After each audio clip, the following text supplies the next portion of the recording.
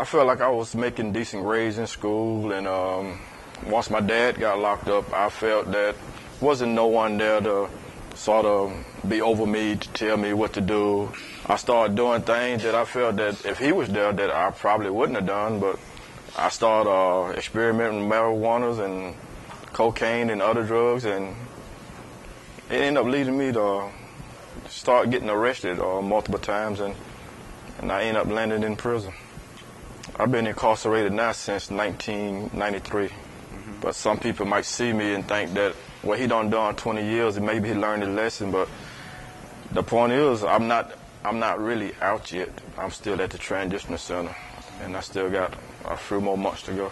If I could get a job and have people trust me enough to work at their businesses, and I feel that I would never end up going back and doing some of the things that I was doing, and especially after 20 years in prison. I just need that opportunity to go out and work, and someone to hire me, and I want to prove to them that I can make it.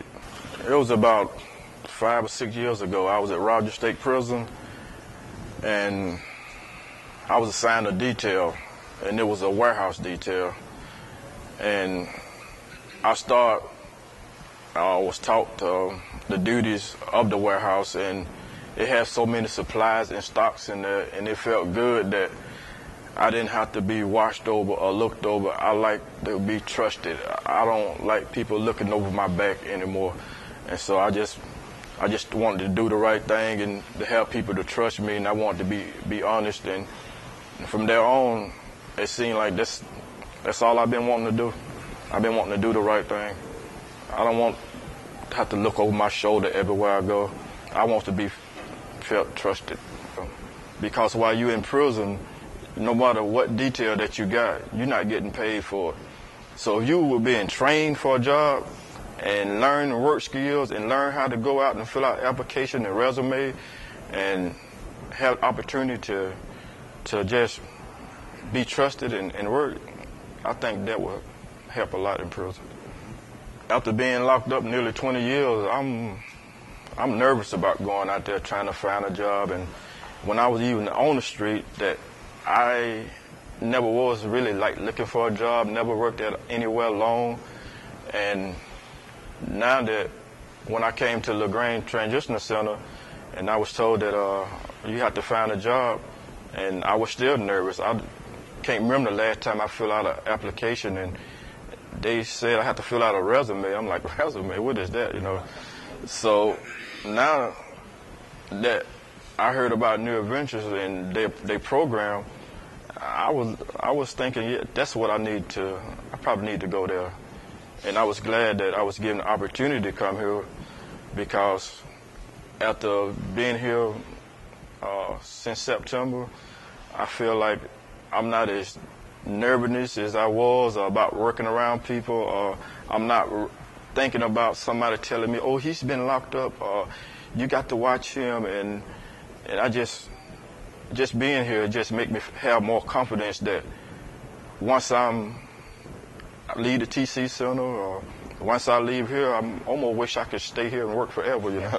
I don't want to go back out there. And so they give me that confidence, and they trust me. They ain't, even though they have cameras, I don't feel like they always watching me, you know. But it makes me feel good to be here and to learn. And I guess I'm really going to end up missing it when I leave, because I'd rather stay here and work and have to go out there and work. I could make it now. If I was given the opportunity, if I had the right job and the right people, I guess, trusting me and trusting in myself, that I feel I could make it. I want to be able to have that responsibility of doing things myself that I wasn't used to doing back then.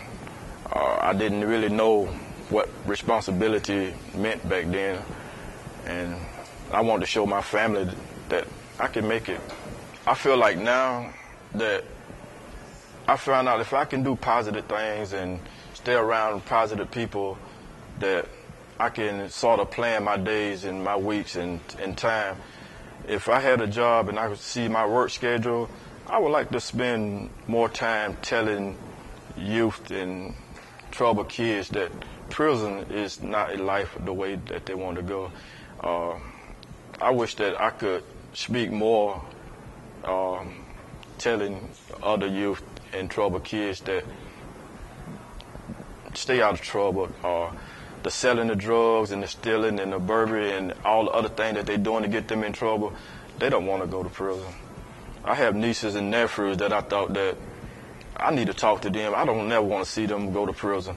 But then I come to find out that it's not only my nieces and nephews I want to go see to prison. There's a lot of youngsters that I don't want to see go to prison.